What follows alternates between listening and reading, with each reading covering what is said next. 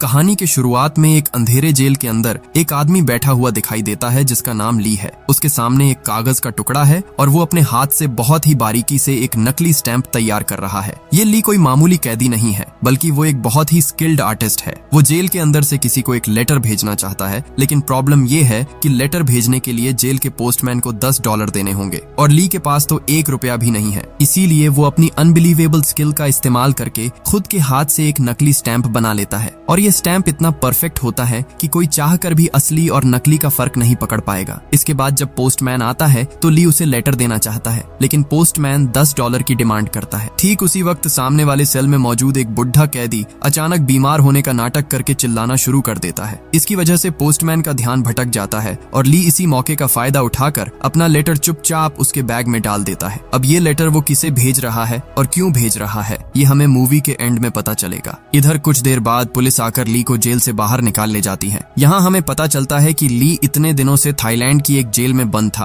और अब Hong Kong police के इंस्पेक्टर हो उसे अपनी कस्टडी में ले आए हैं। इंस्पेक्टर हो उसे इंट्रोगेशन रूम में बिठाकर एक एक करके उसके खिलाफ लगे सारे चार्जेस पढ़ना शुरू करते हैं। पहला इल्जाम है नकली नोट बनाना। इसके अलावा 2 साल पहले कनाडा के एक हाईवे पर सेंट्रल बैंक की एक गाड़ी पर उसने हमला किया था, जहाँ लगभग 7 गार्ड्स की जान चली गई थी। सिर्फ इतना ही नहीं, इसके बाद शहर में और भी कई अटैक्स हुए थे। पुलिस को शक है कि इन सब के पीछे एक इंटरनेशनल गैंग का हाथ है और ली पर इन सब घटनाओं में सीधे तौर पर शामिल होने का आरोप है। लेकिन ली हमेशा की तरह सारे आरोपों से इनकार करता है। वो बार बार एक ही बात कहता है कि इन सब का मास्टरमाइंड पेंटर नाम का एक बहुत बड़ा माफिया है। हालांकि इस पेंटर का असली नाम क्या है या वो कहाँ मिलेगा, इसके बारे में वो कोई जानकारी नहीं दे पाता। आज भी इंस्पेक्टर हो के सामने पेंटर के बारे में उसके मुंह से कोई काम की बात नहीं निकलती, बल्कि उसके चेहरे पर जबरदस्त खौफ दिखाई देता है। वो रोते हुए कहता है कि पेंटर उसे ढूंढकर मार डालेगा, इसलिए उसे जितनी जल्दी हो सके वापस जेल भेज दिया जाए। इसके बाद पुलिस उसके ब्लड और हेयर सैंपल्स कलेक्ट करके क्राइम स्पॉट पर मिले डीएनए से मैच करती है और रिजल्ट में हर एक सैंपल ली के साथ पूरी तरह मैच हो जाता है। इसका मतलब है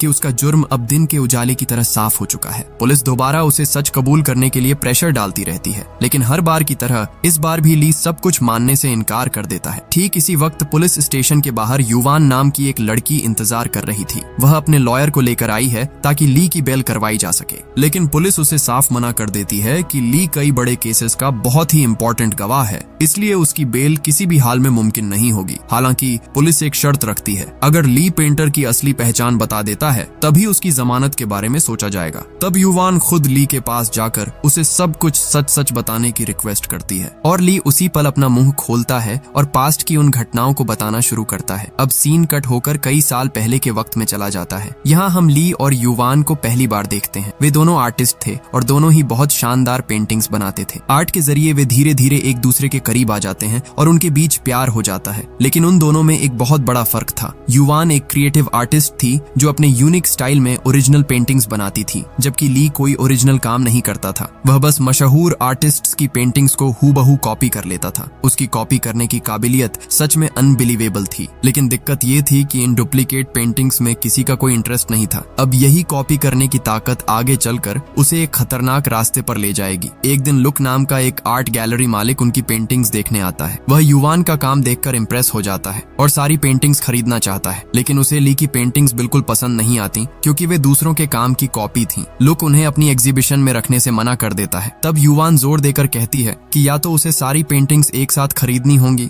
वरना वह एक भी नहीं बेचेगी। लुक के जाने के बाद ली युवान से कहता है कि तुम मेरी फिक्र मत करो, मेरी सारी पेंटिंग्स टोक्यो के एक आदमी ने पहले ही खरीद ली हैं। लेकिन कुछ देर बाद युवान को समझ आ जाता है कि ली झूठ बोल रहा है, उसकी एक भी पेंटिंग नहीं बिकी थी। असल में ली चाहता था कि उसकी वजह से युवान के करियर में कोई रुकावट न आए। खैर, एग्जीबिशन वाले दिन युवान अपनी पेंटिंग्स के बगल में चुपके से ली की एक पेंटिंग रख देती है। सब लोग काम की तारीफ कर रहे थे, तभी एक आदमी आकर ली की पेंटिंग का मजाक उड़ाने लगता है। उसका यह बर्ताव देखकर युवान को इतना गुस्सा आता है कि वह उसके ऊपर पानी फेंक देती है। हालांकि एग्जीबिशन खत्म होने पर ली खुद जाकर उस आदमी से माफी मांगता है। तब वह आदमी हंसते हुए कहता है कि वह तो बस मजाक कर रहा था ताकि ली उससे अकेले में मिलने आए, क्योंकि पूरी एग्जीबिशन से उसने जो पेंटिंग खरीदी थी वह ली की ही थी। इसके बाद एक रेस्टोरेंट में बैठकर वे काफी देर तक बात करते हैं। वह आदमी अपना इंट्रो पेंटर के तौर पर देता है। हाँ, यह वही पेंटर है जिसका नाम ली बार बार पुलिस को बता रहा था। पेंटर ली की तारीफ करते हुए कहता है कि किसी भी तस्वीर को इस तरह कॉपी करना कोई छोटी बात नहीं है। वह सीधे ऑफर देता है कि तुम्हारा यह टैलेंट मेरे बहुत काम आएगा। अगले दिन ली पेंटर से मिलता है और कहता है कि वह उसका कोई भी ऑफर मानने को तैयार है। पेंटर हंसते हुए उसे अपनी टीम में वेलकम करता है, लेकिन ली को जो काम करना होगा वो सुनकर उसके पैरों तले से जमीन खिसक जाती है। पेंटर उसके सामने $1 थमाकर कहता है कि तुम्हें इस नोट को हूबहू तैयार करना होगा। इसका मतलब है कि वो ली को सीधे सीधे जाली नोट बनाने का ऑफर दे रहा है। ली तुरंत बुरी तरह भड़क जाता है और उसके प्रपोजल को ठुकरा देता है। तब पेंटर बताता है कि उसका असली नाम सैंग है। पिछले 3 जनरेशन से वे जाली नोट छापने का बिजनेस कर रहे हैं, लेकिन आज तक किसी को जेल नहीं जाना पड़ा क्योंकि वो ये सारा काम बहुत ही सावधानी से करता है। अब सवाल यह है कि क्या ली आखिर में इस खतरनाक ऑफर के लिए राजी होता है? पेंटर तब ली को समझाने लगता है कि ये जो नया डॉलर छापा गया है इसमें मौजूद तस्वीरें और लेटर्स का पैटर्न इतना कॉम्प्लिकेटेड है कि हाई क्वालिटी के महंगे प्रिंटर्स भी उसे ठीक से प्रिंट नहीं कर सकते। इसलिए यहाँ ली के हाथों की उस अनबिलीवेबल स्किल की जरूरत होगी और ली का काम देखकर ही पेंटर उसे इस ऑफर के लिए राजी करना चाहता है। ली पहले तो मना कर देता है, लेकिन अपनी खराब माली हालत के बारे में सोचकर आखिरकार मान जाता है। उस वक्त युवान एक एग्जीबिशन के लिए अमेरिका जा रही थी, इसीलिए ली उसे कुछ भी बताए बिना चुपचाप वहाँ से निकल आता है। इधर पेंटर उसे प्लेन से कनाडा ले जाता है। वहाँ वो ली को अपनी पूरी टीम से मिलवाता है। इस टीम में जाली नोट बनाने में 20 साल का एक्सपीरियंस रखने वाले कुछ उस्ताद लोग हैं। हर कोई किसी न किसी काम में बिल्कुल एक्सपर्ट है। वे सब मिलकर जाली नोट बनाने का एक बड़ा प्लान तैयार करने बैठते हैं। यहाँ हमें समझ आता है कि अमेरिकन डॉलर को कॉपी करना कोई बच्चों का खेल नहीं है। हर US डॉलर पर बेंजामिन फ्रैंकलिन की एक फोटो होती है और यह फोटो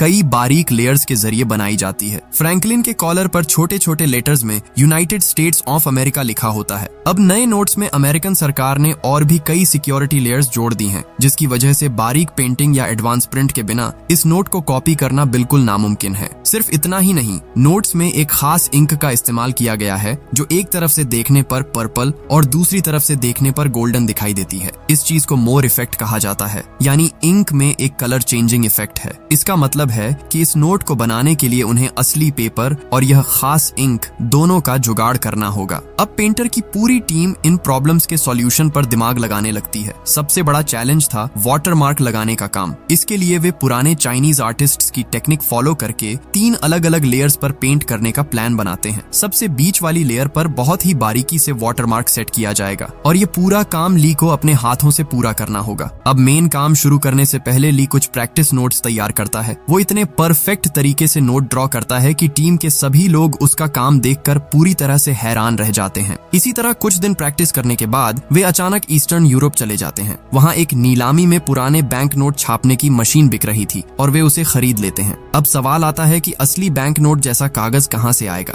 तब पेंटर एक कमाल की जानकारी देता है। वो बताता है कि USA सरकार जिस कागज से नोट छापती है, ठीक उसी क्वालिटी के कागज से वे टेलीफोन डायरेक्टरी भी तैयार करते हैं। बस ये बात सुनते ही वे उस डायरेक्टरी के छापे खाने में जाकर मालिक से सीधे 500 टन पेपर खरीद लेते हैं। अब इन पेपर्स को लेकर ली के डिजाइन के हिसाब से जाली नोट छापने का काम शुरू होता है। नीलामी से खरीदी गई उस विशाल मशीन में नोट पर नोट छपने लगते हैं और ये नोट देखने में बिल्कुल असली नोट जैसे ही लगते हैं। लेकिन एक बड़ी प्रॉब्लम अभी भी बाकी थी और वो थी कलर चेंजिंग मोर इफेक्ट। इसके लिए जो खास इंक चाहिए वो सिर्फ सरकारी दफ्तरों के पास ही मिलती है और इस इंक को हासिल करने के लिए पेंटर एक खौफनाक प्लान बनाता है। खैर, पेंटर अपनी टीम के साथ सेंट्रल बैंक की एक गाड़ी पर सीधा हमला बोल देता है। उस गाड़ी में उस कलर चेंजिंग इंक के कई बैरल थे और पेंटर उन्हें ही लूटने आया था। अब न चाहते हुए भी ली को इस काम में उसके साथ जाना पड़ता है। गाड़ी छीनने की कोशिश के दौरान गार्ड्स गोलियां चलाना शुरू कर देते हैं और जवाब में पेंटर की गैंग भी पलटवार करती है। इस भीषण गोलीबारी के बीच बेचारा ली बुरी तरह फंस जाता है। तभी एक गार्ड अचानक ली की तरफ बंदूक तान देता है, लेकिन ठीक उसी वक्त पेंटर आकर उस गार्ड को गोली मारकर खत्म कर देता है। इसके बाद पेंटर बम फेंककर दूर की एक गाड़ी को उड़ा देता है, जिसकी वजह से बाकी गार्ड्स भी मारे जाते हैं। फिर वे इंक के बैरल लूटकर तेजी से वहां से रफू चक्कर हो जाते हैं। लेकिन इतने सब के बीच पहली बार पेंटर का ऐसा हिंसक रूप देखकर ली के अंदर रूह कांप जाती है। अब तक डरते डरते जाली नोट तो बना रहा था, लेकिन उसने कभी नहीं सोचा था कि उसे खून खराबे में भी शामिल होना पड़ेगा। पर अब वो एक ऐसे दलदल में फंस चुका था जहां से बाहर निकलने का कोई रास्ता नहीं था। इधर मोर इफेक्ट वाली इंक लाने के बाद वे उसे प्रिंटर में लगाकर दोबारा नोट छापना शुरू करते हैं और अब जो नोट बाहर निकलते हैं उन हर एक नोट में असली नोट की तरह ही कलर चेंजिंग इफेक्ट दिखाई देता है। ये नजारा देखकर पूरी टीम खुशी से उछलने लगती है, क्योंकि उन्होंने कुछ ऐसा बना लिया था जिसे असली नोट से अलग करना नामुमकिन था। लेकिन ली अंदर ही अंदर बहुत ज्यादा गिल्ट महसूस कर रहा था। वह पेंटर से पूछता है कि जब यह इंक खत्म हो जाएगी तो क्या फिर से लोगों को मारकर इंक लानी होगी? इससे बेहतर है कि मैं खुद यह इंक बनाने की कोशिश करके देखूं, लेकिन पेंटर उसकी बात सुनकर उसे जोर से झिड़क देता है और चुप करा देता है। अब पेंटर के ऑर्डर पर उसके लोग सूटकेस में भरकर जाली नोट अलग अलग देशों में स्मगल करना शुरू कर देते हैं। इस तरह उनका जाली नोटों का साम्राज्य दिनों दिन बढ़ता जाता है, लेकिन पुलिस को पहले ही उनकी हरकतों की भनक लग चुकी है। विंग नाम के एक अंडरकवर पुलिस ऑफिसर को इस केस की इन्वेस्टिगेशन की जिम्मेदारी दी जाती है। यह विंग इंस्पेक्टर हो के साथ मिलकर पेंटर की गैंग की मूवमेंट को फॉलो करना शुरू करता है। फिर एक खरीदार का भेस बदलकर वे सीधे गैंग के मेंबर्स से मिलने जाते हैं। यहाँ पेंटर के लोग समंदर के बीच एक नाव पर पार्टी कर रहे थे। हालांकि पेंटर और ली वहाँ मौजूद नहीं थे। विंग वहाँ से सब कुछ ऑब्जर्व करता है और फिर निकल जाता है, लेकिन पेंटर का असली खेल तो अभी शुरू ही नहीं हुआ था। पेंटर जनरल नाम के अपने एक पुराने क्लाइंट के साथ मीटिंग फिक्स करता है। अगले दिन वह ली को साथ लेकर जनरल के घर की तरफ रवाना होता है। रास्ते में ली पेंटर को एक इम्पोर्टेंट बात बताता है। वह कहता है कि उसे एक खास किस्म के कारपेंटर के बारे में पता है जिससे मोर इफेक्ट पैदा किया जा सकता है। इसका मतलब है कि इस इंक से डॉलर बिल पर दो अलग अलग एंगल से दो रंगों का इफेक्ट लाया जा सकेगा और इसके लिए किसी को मारना नहीं पड़ेगा। पेंटर उसका यह आइडिया सुनकर काफी खुश होता है और वादा करता है कि वह ली के नाम पर एक रिजॉर्ट खरीद कर देगा, जहां वह युवान के साथ अपनी बाकी जिंदगी आराम से गुजार सकेगा। लेकिन तभी पेंटर अचानक ली के हाथ में एक बम का रिमोट थमा देता है और कहता है कि मेरे इशारे पर ही तुम्हें यह बटन दबाना होगा। इधर जनरल के घर पहुंचने के बाद मीटिंग नॉर्मल तरीके से शुरू होती है। जनरल पेंटर को अच्छे दाम पर नकली नोट खरीदने का ऑफर देता है और कहता है 6 महीने के लिए अपनी पूरी गैंग के साथ मेरे यहाँ शिफ्ट हो जाओ और मेरे लोगों को भी अपने जैसा परफेक्ट नकली नोट बनाना सिखा दो। फिर जनरल हंसते हुए कहता है अगर तुम्हारे पिता जिंदा होते तो वे इस डील के लिए तुरंत मान जाते। यह बात सुनते ही पेंटर के चेहरे के हाव भाव भयानक तरीके से बदल जाते हैं। वह धीरे से कुर्सी से उठकर जनरल के पास जाता है और उसके कान में फुसफुसाते हुए कहता है 7 साल पहले तुमने ही मेरे पिता का खून किया था। यह सुनकर जनरल समझ जाता है कि पेंटर यहाँ बिजनेस करने नहीं बल्कि बदला लेने आया है। पेंटर अपनी शर्ट खोलकर दिखाता है कि उसकी पूरी बॉडी पर बम बंधे हुए हैं। फिर वह चिल्लाकर ली को रिमोट का बटन दबाने के लिए कहता है, लेकिन डर के मारे थर थर कांप रहा ली अपना हाथ तक नहीं हिला पा रहा है। पेंटर के और भी जोर से डांटने पर ली के हाथ से रिमोट जमीन पर गिर जाता है और गिरते ही उसका स्विच दब जाता है। लेकिन धमाका पेंटर की बॉडी पर बंधे बमों से नहीं होता, क्योंकि वे तो नकली थे। असल में ब्लास्ट बाहर पार्क की हुई पेंटर की गाड़ी में होता है। मतलब क्या ही बोलूं, यह आदमी अपनी गाड़ी में पूरा का पूरा बम लेकर घूम रहा था। धमाके के जोरदार झटके से जनरल के कई लोग वहीं ढेर हो जाते हैं। बाकी लोग दौड़ कर आते हैं और पेंटर पर गोलियां चलाने लगते हैं, लेकिन पेंटर दोनों हाथों में 2 पिस्टल लेकर ऐसे स्टाइल में गोलियां चलाता है कि एक के बाद एक लोग जमीन पर गिरने लगते हैं। लेकिन यह तो बस शुरुआत थी, क्योंकि जनरल भी कोई कच्चा खिलाड़ी नहीं था, पर पेंटर ने इसके लिए पहले से इंतजाम कर रखा था। उसका एक साथी दूर जंगल से लगातार रॉकेट लॉन्चर दागना शुरू कर देता है। रॉकेट लॉन्चर के हमलों से वहाँ सब कुछ उड़ जाता है और पूरा इलाका आग की लपटों में घिर जाता है। चारों तरफ धुएं और बर्बादी के बीच पेंटर 2 राइफलें लेकर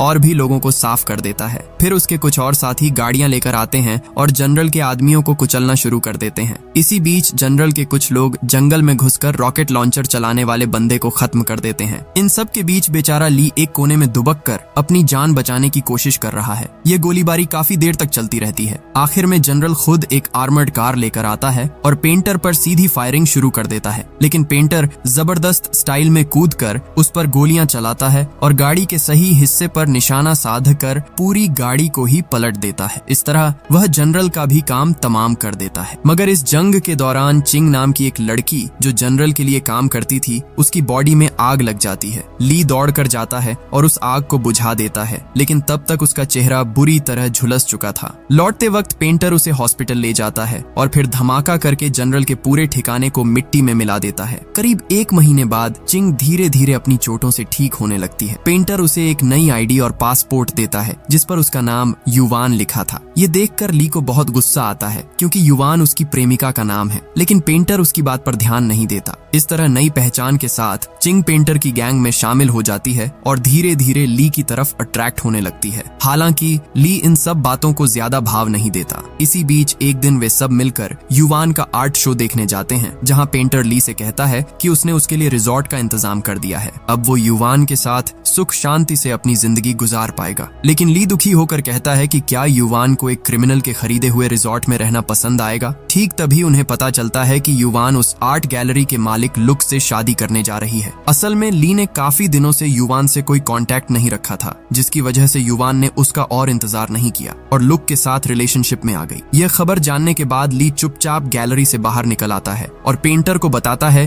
कि वह और चिंग अब यह गैंग छोड़ना चाहते हैं। पेंटर बुरी तरह भड़क कर उसे गालियां देता है और कहता है कि इंक बनाने का काम खत्म करके ही वह यहाँ से जा सकता है। इधर वह अंडरकवर ऑफिसर विंग अब भेस बदलकर सीधे पेंटर से मिलना चाहता है, लेकिन पेंटर के मन में पहले से ही शक था। वह छानबीन करके पता लगाता है कि अंकल यान नाम के उसके एक गैंग मेंबर ने एक घड़ी खरीदी है और उसे खरीदने के लिए उसने उनके अपने बनाए हुए जाली नोटों का इस्तेमाल किया है, जबकि पेंटर की गैंग का सख्त रूल है कि कोई भी खुद के जाली नोटों से कुछ भी नहीं खरीदेगा। इसका मतलब था कि यान ने रूल्स तोड़े हैं और उसकी इसी गलती की वजह से पुलिस को उनकी हरकतों का पता चल गया है। इसी वजह से पेंटर यान को सजा देना चाहता है। यान उसके सामने गिरकर गिड़गिड़ाने लगता है और अपनी पत्नी और बेटी की जान की भीख मांगता है, क्योंकि पेंटर का एक और खौफनाक नियम है, अगर कोई गलती करता है तो उसके परिवार को भी खत्म कर दिया जाता है। लेकिन पेंटर यान की रोने धोने वाली बातों पर ध्यान नहीं देता और ठंडे दिमाग से सीधे उसे गोली मार देता है। यह बेरहम कत्ल देखकर ली खुद पर काबू नहीं रख पाता।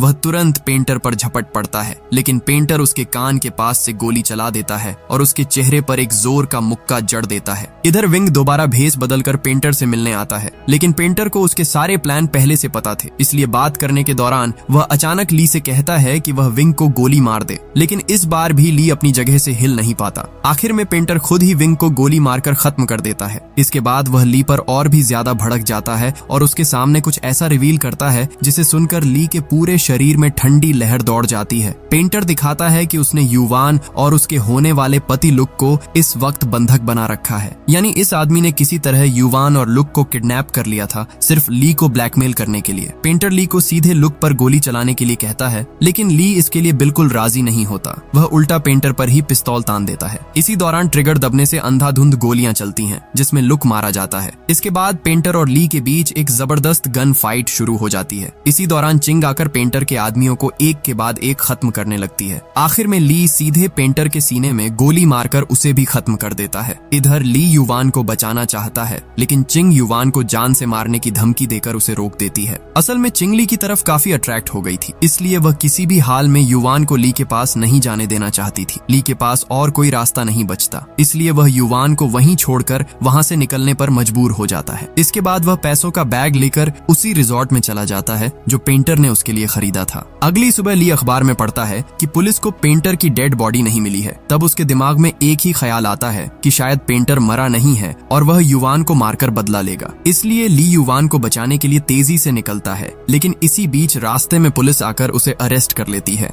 यानी इसके बाद जो हुआ वह हमने मूवी की शुरुआत में देखा था। पुलिस ली के सामने शर्त रखती है कि अगर वह पेंटर के बारे में सारी जानकारी देगा तभी उसे जमानत मिलेगी, और जिस युवान को ली छोड़कर आया था वही युवान उसे बचाने आई है, क्योंकि ली ने जेल से लेटर लिखकर उससे माफी मांगी थी। याद है मूवी की शुरुआत में नकली स्टैंप लगाकर लेटर भेजने वाली बात? वह लेटर असल में इसी युवान को भेजा गया था। इधर युवान की सलाह पर ली पेंटर के बारे में शुरू से लेकर अंत तक सब कुछ पुलिस को सच सच बता देता है। पुलिस उसे पेंटर का एक स्केच बनाने के लिए कहती है, जिसके बाद उसकी जमानत हो जाती है और पुलिस उसे एक होटल में ले जाकर छोड़ देती है। वहाँ ली युवान से माफी मांगता है और उनके बीच एक रोमांटिक पल बीतता है। ठीक उसी वक्त इंस्पेक्टर हो को पुलिस की वर्दी पहने एक आदमी दिखाई देता है, जिसका चेहरा ली के बनाए हुए पेंटर के स्केच से हूबहू मिलता है। और मजेदार बात यह थी कि वह आदमी पुलिस की वर्दी पहनकर खुद पुलिस स्टेशन के अंदर जा रहा था, इसीलिए वो अपनी टीम के साथ मिलकर उसे तुरंत अरेस्ट कर लेता है। सबको लगता है कि देश का मोस्ट वांटेड क्रिमिनल आखिर पकड़ा गया, लेकिन वह आदमी हैरान होकर चिल्लाता है, मैं क्रिमिनल कब से हो गया? मैं तो एक मामूली पुलिस कांस्टेबल हूँ।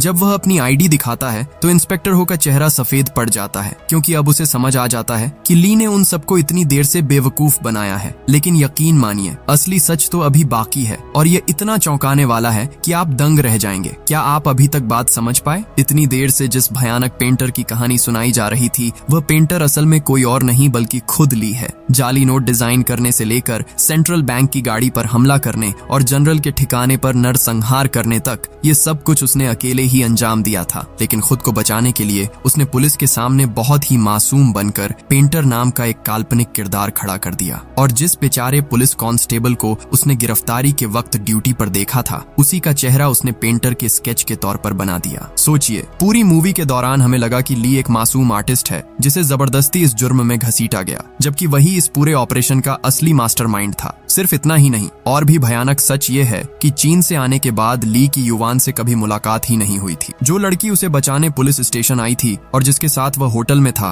वह असल में युवान नहीं थी, वह वही चिंग थी जिसकी ली ने प्लास्टिक सर्जरी करवाकर उसे युवान का चेहरा दे दिया था। याद है, जनरल के ठिकाने पर उस जंग के दौरान चिंग का चेहरा झुलस गया था। ठीक उसके बाद ली ने उसे युवान जैसा बनवा दिया, क्योंकि वह असली युवान को कभी हासिल नहीं कर सका था, इसलिए उसने चिंग को युवान बनाकर अपने पास रख लिया। खैर, अगले दिन नकली युवान बनी हुई चिंग बुरी तरह चिढ़ जाती है। उसे समझ आ जाता है कि ली ने उसे कभी चिंग के तौर पर प्यार किया ही नहीं, वह तो बस उसके अंदर युवान का चेहरा ढूंढता रहा। इसी गुस्से में चिंग असली युवान और उसके बॉयफ्रेंड लुक को किडनैप कर लेती है और ली से कहती है, अगर तुम वाकई मुझसे प्यार करते हो तो इन्हें खत्म कर दो। तब उनके बीच गन फाइट शुरू होती है और उस गोलीबारी में लुक मारा जाता है। इसके बाद जब ली वहां से भागता है तो पुलिस उसे पकड़ लेती है, लेकिन वही चिंग फिर से उसे बचाने आती है क्योंकि ली ने जेल से लेटर लिखकर उससे माफी मांगी थी। अब यह सारा सच जानने के बाद इंस्पेक्टर हो तुरंत होटल की तरफ भागता है, लेकिन तब तक बहुत देर हो चुकी थी। होटल के सारे गार्ड्स को खत्म करके ली और चिंग पहले ही फरार हो चुके थे। अब वे दोनों समंदर के रास्ते एक बोट में बैठकर हांगकांग से बहुत दूर भाग रहे थे।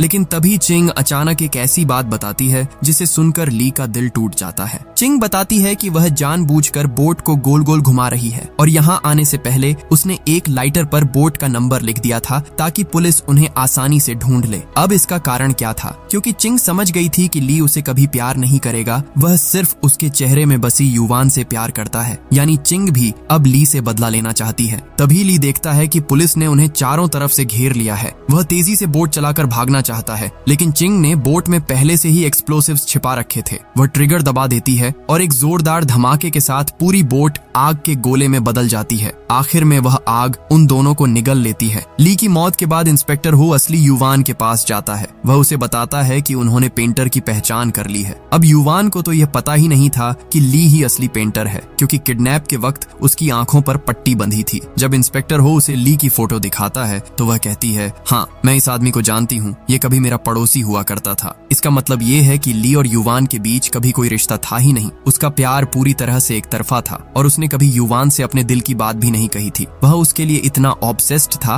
कि वह युवान जैसा आर्टिस्ट बनना चाहता था, लेकिन उसके जैसा ओरिजिनल आर्टिस्ट बनना ली के बस में नहीं था। इसीलिए उसने अपनी कॉपी करने की जबरदस्त स्किल का इस्तेमाल करके एक गलत रास्ता चुन लिया। उसका प्लान था कि बहुत सारा पैसा कमाकर वह एक दिन युवान के सामने सिर उठाकर खड़ा होगा, लेकिन उसका वह सपना भी आखिरकार राख हो गया। समंदर के काले पानी में बिखरे हुए बोट के टुकड़े, जलते हुए कागज की राख और एक कमाल के टैलेंट का यह बेकार अंत जिससे उसने प्यार किया, वह उसे जानती तक नहीं थी, और जिसने उसे प्यार किया उसकी उसने कभी कद्र नहीं की। और यहीं पर यह कहानी खत्म हो जाती है।